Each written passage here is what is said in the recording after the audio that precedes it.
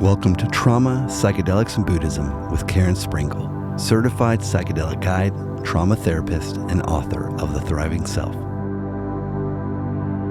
Drawing from over 30 years of experience in trauma therapy, embodied Buddhist practice, and immersive Eastern living, Karen explores the many paths to healing through conversation with Dharma teachers, scientists, and mental health professionals. Listen in and discover new ways of thinking about what it means to truly heal and to thrive. Hi, this is Karen Sprinkle Ancelet. This is the podcast Trauma, Psychedelics, and Buddhism. And I'm here to talk to you a little bit about who I am and why I'm doing this podcast and why I chose the title Trauma, Psychedelics, and Buddhism. I want to start by saying in my research, there's nothing out there that combines these three topics. And these are my three passions: trauma healing and psychedelic healing and Buddhism.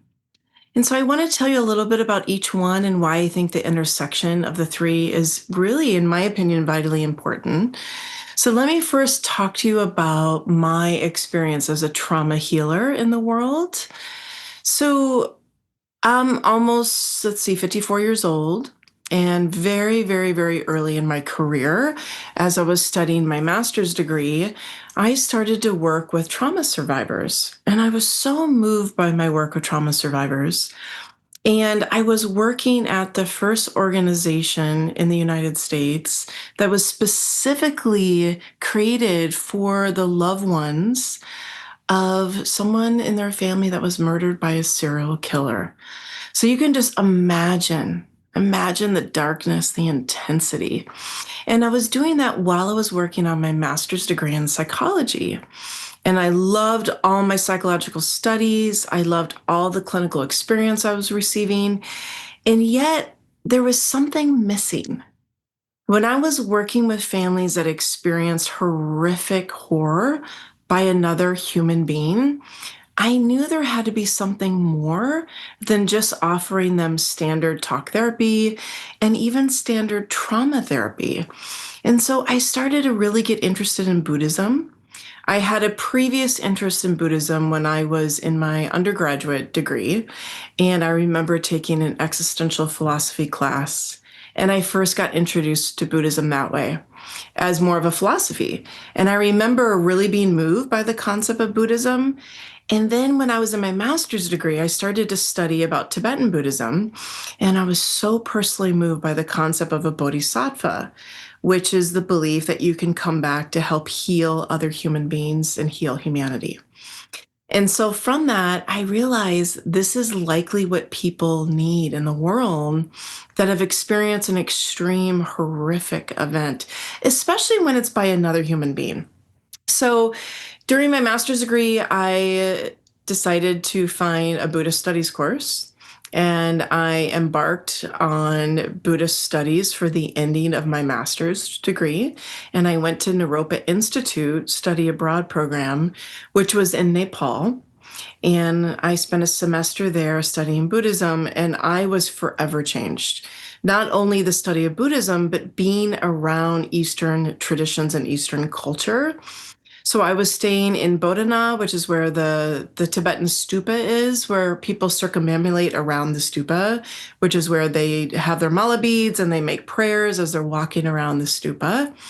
And I just had this moment of like, wow, I know I can never kind of go back to my traditional upbringing way, because I was so moved by seeing Tibetan refugees, because they were considered refugees because they had to leave Tibet and start their lives over in Nepal or India, and their family members had been murdered.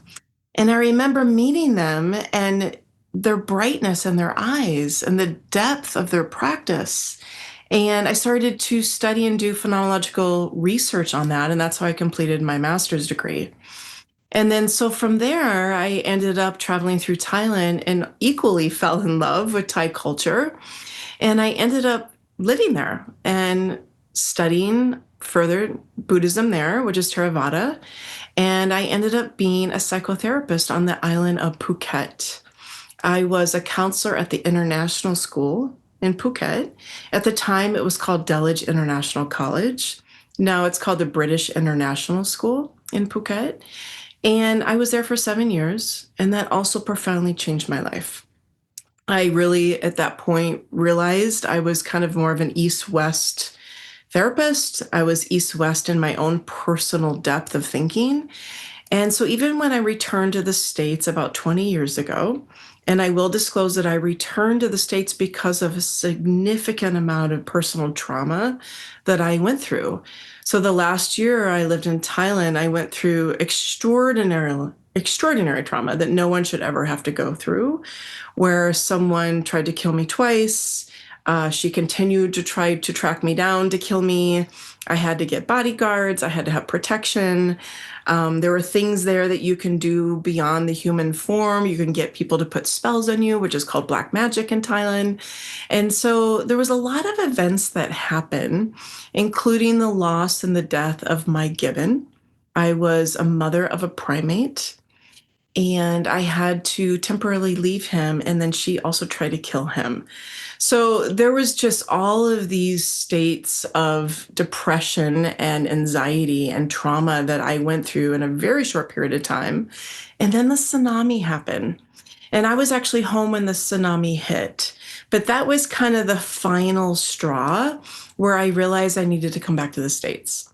And so I went through my own trauma healing at that point, and I also simultaneously was doing my own clinical work with clients and increasing my skill set by getting myself certified in as many trauma approaches as I can be.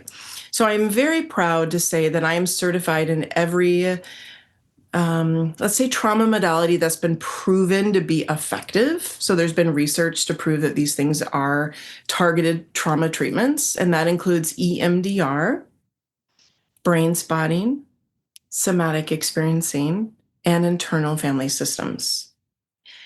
And what happened is, as I was back here, I continued to heal. I was healing hundreds, if not thousands, of clients. But I also was still feeling there was a little bit of peace missing spiritually for me. And there was something I was still not wanting to face about what happened to me in Thailand.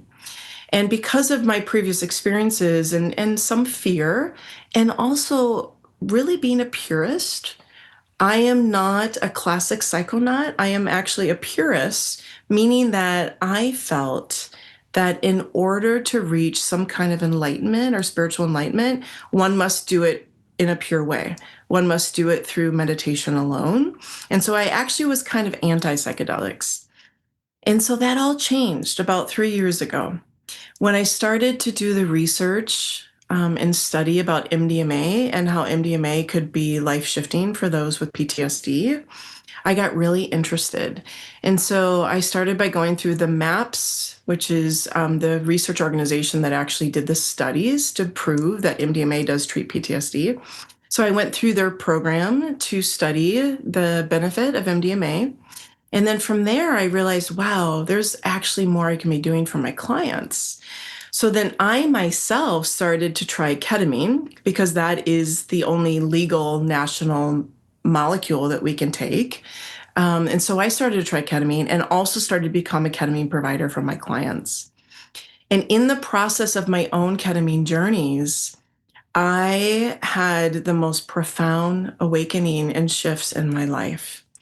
And it was as if everything I ever studied in my Buddhist manual, the sutras, in my cultural experience of living in Thailand, Buddhist cosmology, everything just started to come together for me when I was doing my own ketamine journeys.